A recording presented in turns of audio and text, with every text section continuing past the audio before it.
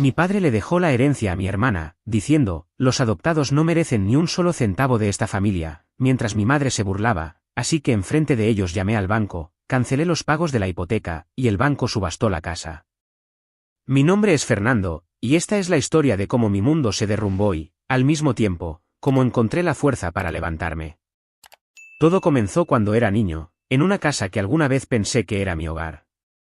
Pero, con el tiempo, me di cuenta de que para mis padres, Guillermo y Rosa, yo no era más que un extraño al que toleraban, un adoptado que nunca estaría a la altura de su verdadera hija, Silvia. Fui adoptado cuando tenía apenas un año. Guillermo y Rosa, una pareja joven que no podía tener hijos debido a la infertilidad de Rosa, me acogieron con lo que parecía amor genuino. Recuerdo los primeros años vagamente, como si fueran fotos borrosas en un álbum viejo, Rosa cantándome para dormir, Guillermo llevándome al parque en sus hombros, los dos sonriendo mientras celebrábamos mis cumpleaños con un pastel casero. En esos momentos, me sentía amado, parte de algo. Pero todo cambió cuando llegó Silvia. Rosa siempre había querido un hijo propio, pero los médicos le habían dicho que era imposible. Sin embargo, cuando yo tenía 5 años, ocurrió lo que ellos llamaron un milagro. Rosa quedó embarazada. No sé si fue Dios, la ciencia, o pura casualidad, pero Silvia llegó al mundo como un regalo del cielo para ellos. Para mí, fue el comienzo del fin. Desde el momento en que Silvia nació, la casa cambió. Todo giraba alrededor de ella. Rosa y Guillermo no podían contener su felicidad, y no los culpo por eso. Cualquier padre estaría emocionado por un hijo que creyeron imposible. Pero lo que no esperaba era que esa alegría los cegara hasta el punto de olvidarme por completo. Yo, que hasta entonces había sido su hijo adorado, pasé a ser una sombra en mi propia casa. Al principio, no lo noté tanto. Era un niño, después de todo. Pensaba que las cosas volverían a ser como antes, que solo estaban emocionados por el bebé. Pero los años pasaron, y la diferencia en el trato se hizo imposible de ignorar. Silvia era la princesa, la hija de sangre, el milagro. Yo era el adoptado. Y esa palabra, adoptado, empezó a sonar como una maldición. Cuando pequeño, recuerdo haber roto un vaso por accidente mientras ayudaba a lavar los platos. Rosa me gritó como si hubiera cometido un crimen. Eres un inútil, Fernando. No puedes hacer nada bien. Mientras tanto, Silvia podía tirar la comida al suelo y solo recibía risas y caricias. Es una niña, es normal, decían. Pero yo no tenía ese privilegio. A mí me tocaban las tareas pesadas, limpiar la casa, lavar la ropa, sacar la basura. Si me quejaba, Guillermo me miraba con desprecio y decía, es lo menos que puedes hacer por esta familia que te acogió. Con el tiempo, el favoritismo hacia Silvia se volvió descarado.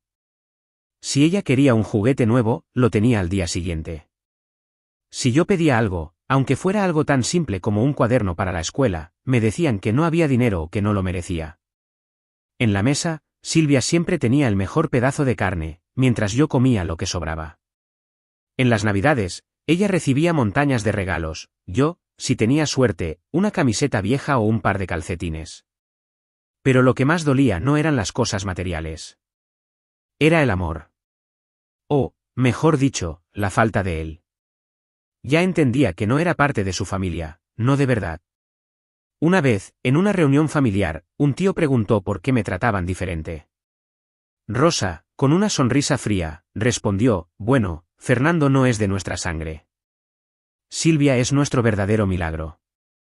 Todos rieron, como si fuera un chiste. Yo me quedé callado, con un nudo en la garganta, sintiendo que mi existencia era una broma para ellos. A medida que crecía, las cosas empeoraron. Cuando entré a la adolescencia, las tareas de la casa se convirtieron en mi responsabilidad casi exclusiva. Barrer, trapear, cocinar, lavar los platos, todo recaía sobre mí. Si no lo hacía, Guillermo me castigaba quitándome la comida o encerrándome en mi cuarto. Silvia, mientras tanto, vivía como una reina. No movía un dedo, y mis padres la alababan por todo. Si sacaba un 7 en la escuela, era una genia. Si yo sacaba un 10, ni se molestaban en mirar mi boleta. A los 16 años, empecé a trabajar después de la escuela. No porque quisiera, sino porque Guillermo y Rosa me lo exigieron. Decían que era mi deber contribuir a la familia. Pero ese dinero no iba a la casa, no del todo. La mayor parte se gastaba en Silvia, ropa nueva, clases de baile, un celular caro. Una vez, me atreví a preguntar por qué mi sueldo se usaba para ella y no para cosas como la luz o el agua. Guillermo me dio una bofetada y me dijo, tú no preguntas, tú obedeces. Esta familia te dio un techo, así que cállate y agradece. A pesar de todo, seguía buscando su aprobación. Quería que me quisieran, que me vieran como a un hijo, no como a un sirviente. Pensaba que, si me esforzaba lo suficiente, si demostraba mi valor, algún día me mirarían con el mismo cariño que le daban a Silvia. Qué ingenuo fui. El punto de quiebre llegó cuando tenía 22 años. La casa donde vivíamos, una casa modesta pero acogedora en un barrio de clase media, estaba hipotecada. Mis padres nunca fueron buenos con el dinero, y con el tiempo, las deudas se acumularon. Un día, recibimos un aviso del banco: si no pagábamos las cuotas atrasadas, embargarían la casa. Guillermo y Rosa estaban desesperados. No tenían ahorros, y sus trabajos apenas cubrían los gastos básicos. Silvia, por supuesto, no aportaba nada, seguía viviendo como si el dinero creciera en los árboles. Fue entonces cuando tomé una decisión que cambiaría todo. Con mi sueldo de repartidor y los ahorros que había logrado esconder, asumí los pagos de la hipoteca. No lo hice por ellos, no del todo. Lo hice porque, en el fondo, todavía tenía la esperanza de que me vieran como algo más que el adoptado. Pensé que, si salvaba la casa, me ganarían un poco de respeto, un poco de amor. Así que firmé un acuerdo con el banco para hacerme cargo de las cuotas. Cada mes, una parte de mi sueldo se iba directo a esa deuda. Era un sacrificio enorme, pero lo hice con la ilusión de que cambiaría algo. No cambió nada. Cuando asumí los pagos de la hipoteca, no hubo agradecimiento, ni una palmada en la espalda, ni una palabra amable. Rosa me miró con desdén y dijo: era lo menos que podías hacer después de todo lo que hemos hecho por ti. Guillermo ni siquiera levantó la vista del televisor. Silvia, por su parte, se rió y dijo: qué bueno que sirves para algo, Fernando. Me dolió, pero me tragué el dolor, como siempre. Pasaron los años, y seguí pagando la hipoteca, las cuentas de luz, agua, internet, todo. Mis padres seguían gastando lo poco que ganaban en caprichos para Silvia, mientras yo cargaba con la responsabilidad de mantener la casa a flote. Silvia no trabajaba ni estudiaba, decía que quería ser influencer y pasaba el día tomando fotos para sus redes sociales. Mis padres la apoyaban, por supuesto. Le compraban cámaras, ropa de marca, incluso un viaje a la playa para que creara contenido. Yo, mientras tanto, trabajaba turnos dobles para que no nos cortaran la luz. A los 25 años, mi vida era una rutina agotadora: trabajar, pagar cuentas, soportar las burlas y el desprecio. Pero seguía aferrado a esa esperanza estúpida de que algún día me querrían. Hasta que llegó el día del testamento, el día en que todo cambió. Era una tarde de domingo. Guillermo nos llamó a todos al comedor. Estaba serio, con un sobre en la mano. Rosa estaba a su lado, con una sonrisa que no me gustaba nada. Silvia, como siempre, estaba sentada en el sofá, mirando su celular, sin prestar mucha atención. Yo me senté en una silla al fondo, como si fuera un invitado en mi propia casa. Esto es importante, dijo Guillermo, levantando el sobre. Es mi testamento. Quiero que todos sepan lo que pasará cuando ya no esté aquí. Rosa asintió, con esa expresión de superioridad que siempre me ponía los nervios de punta. Guillermo abrió el sobre y empezó a leer. No voy a aburrirte con los detalles legales, pero el mensaje era claro: todo lo que tenían, que en realidad era solo la casa, sería para Silvia. Ni un centavo para mí. Silvia es nuestra verdadera hija, dijo Guillermo, mirándome directamente a los ojos. Los adoptados no merecen ni un solo centavo de esta familia. Tú, Fernando, solo estás aquí para servirnos. Rosa soltó una risita, como si fuera lo más gracioso del mundo. Silvia levantó la vista de su celular y sonrió, como si estuviera orgullosa de ser la elegida. Yo me quedé helado, sintiendo como la rabia y la humillación me quemaban por dentro. Durante años, había soportado sus desprecios, sus insultos, su indiferencia. Había trabajado hasta el cansancio para mantener esa misma casa que ahora le darían a Silvia como si yo no existiera. Y entonces, algo dentro de mí se rompió. No dije nada en ese momento. Solo me levanté, saqué mi celular y marqué el número del banco. Mis padres y Silvia me miraron, confundidos. Cuando la operadora contestó, hablé claro y fuerte para que todos escucharan. Buenos días, soy Fernando López. Quiero cancelar el pago automático de la hipoteca de la casa en la calle Sol 123. Sí, a partir de este momento. No haré más pagos. El silencio en el comedor fue ensordecedor. Rosa fue la primera en reaccionar. ¿Qué estás haciendo, estúpido?, gritó, levantándose de su silla. Guillermo se puso pálido. Para, Fernando. No puedes hacer eso. Silvia, por primera vez, dejó su celular y empezó a lloriquear. Eres un egoísta. Esa es mi casa. Yo los miré, uno por uno, y sentí algo que no había sentido en años: poder. Por primera vez, no era el niño adoptado que rogaba por su amor. Era el hombre que tenía el control. Ustedes me enseñaron una cosa, dije, con la voz más tranquila que pude. Los adoptados no merecen nada, ¿verdad? Bueno, entonces no merecen esta casa. A ver cómo se las arreglan sin mí. Y con eso, me di la vuelta y salí de la casa, dejando atrás sus gritos y súplicas. Por primera vez en mi vida, me sentí libre. Salir de esa casa fue como quitarme un yugo que había cargado toda mi vida. Cuando cerré la puerta detrás de mí, los gritos de Guillermo, las súplicas de Rosa y los sollozos de Silvia se desvanecieron en el aire. Por primera vez en años, respiré hondo, sintiendo el aire fresco de la noche en mi cara. Pero no voy a mentir, aunque me sentía libre, también había miedo. ¿Qué seguía ahora? Había cancelado los pagos de la hipoteca, sí, pero también había cortado el último lazo con la única familia que había conocido.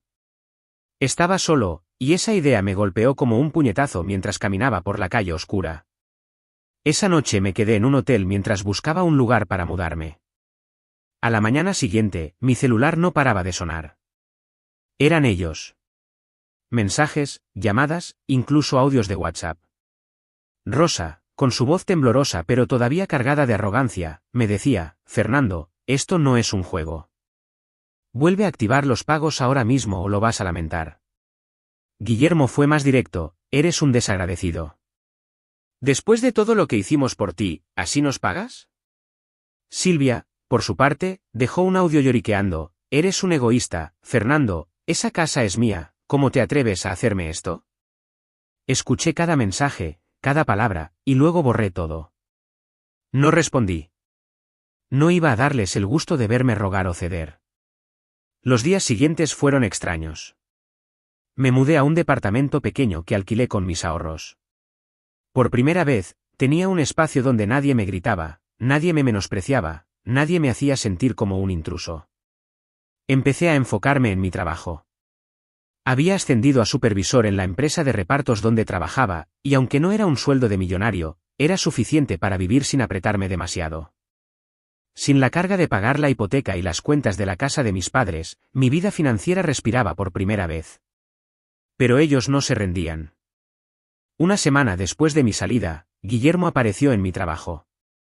Yo estaba revisando unos pedidos en el almacén cuando lo vi entrar, con su cara de siempre, esa mezcla de autoridad y desprecio. Fernando, dijo, como si estuviera hablando con un niño desobediente. Tenemos que hablar. Esto que estás haciendo es una estupidez. Vas a arruinar a tu familia. Levanté la vista, pero no dejé de trabajar. Mi familia, dije, sin mirarlo. No tengo familia, Guillermo. Tú mismo lo dejaste claro. Soy solo el adoptado que sirve para pagar tus deudas. Se quedó callado un momento, como si no esperara mi respuesta. Luego cambió el tono, intentando sonar conciliador. Mira, hijo. Esa palabra me dio asco.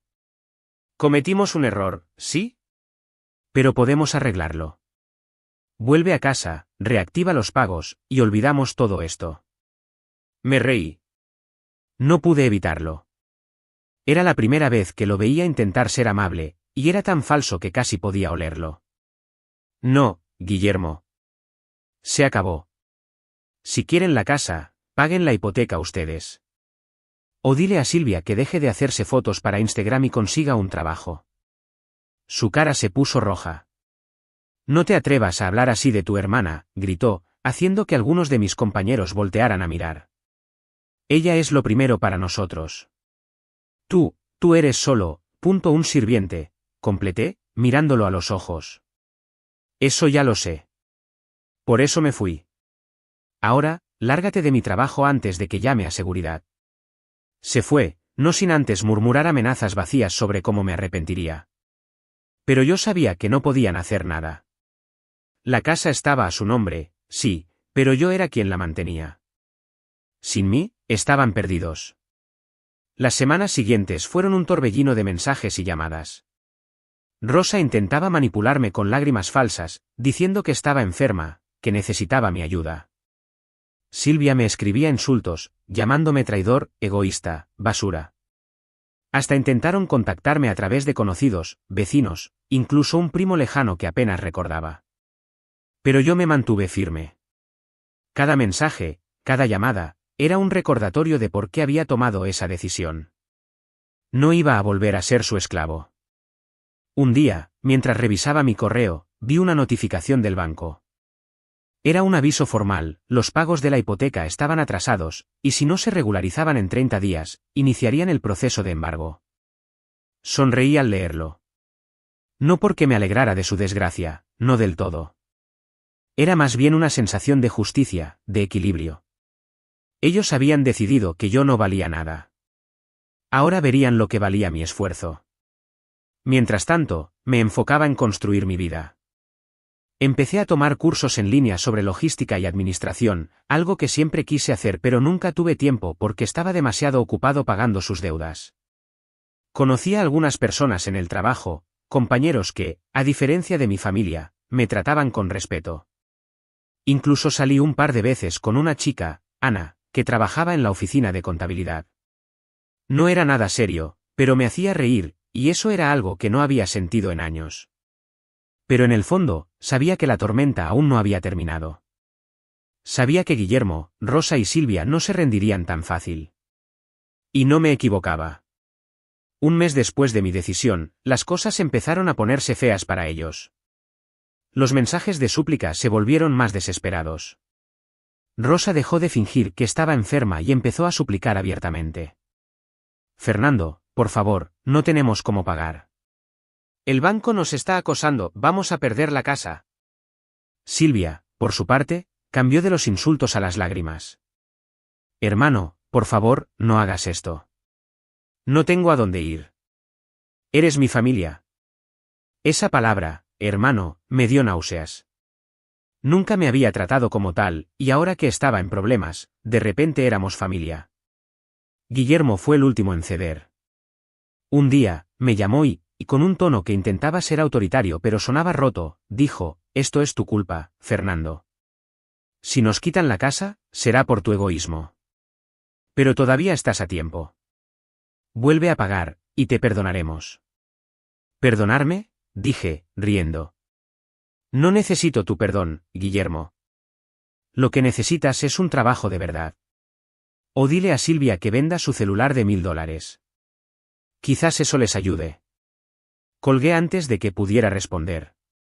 Pero sus palabras se quedaron conmigo. No porque me hicieran dudar, sino porque me recordaron cuánto me habían menospreciado toda mi vida. Cada vez que sentía una pizca de culpa, recordaba el testamento, las burlas, la forma en que me hicieron sentir como un extraño en mi propia casa. Y eso era suficiente para mantenerme firme. Mientras tanto, en la casa de mis padres, las cosas se desmoronaban. Un vecino que aún me hablaba me contó que les habían cortado la luz por falta de pago. Luego fue el agua. Silvia, desesperada, empezó a vender algunas de sus cosas en redes sociales, ropa de marca, su cámara, incluso el celular caro que tanto presumía. Pero no era suficiente. La hipoteca era una deuda demasiado grande, y sin mi sueldo, no había forma de que la cubrieran. Un día, mientras estaba en mi departamento revisando unos documentos para un curso que estaba tomando, recibí una visita inesperada. Era Guillermo, Rosa y Silvia, los tres juntos, parados en la puerta de mi edificio. Nunca olvidaré sus caras, Guillermo, con la mandíbula apretada, intentando mantener su orgullo, Rosa, con los ojos rojos de tanto llorar, Silvia, con una expresión de pura desesperación. Traían una carta del banco en la mano, el aviso final de desalojo. Fernando, empezó Guillermo, con un tono que quería sonar firme pero temblaba. Esto es serio. Nos van a quitar la casa. Nos vamos a quedar en la calle, ¿es eso lo que quieres? Miré la carta que Rosa sostenía. Era el ultimátum del banco, tenían 48 horas para pagar o serían desalojados. La casa sería subastada para cubrir la deuda. Por un segundo, sentí una punzada de duda. Eran las personas que me criaron, después de todo.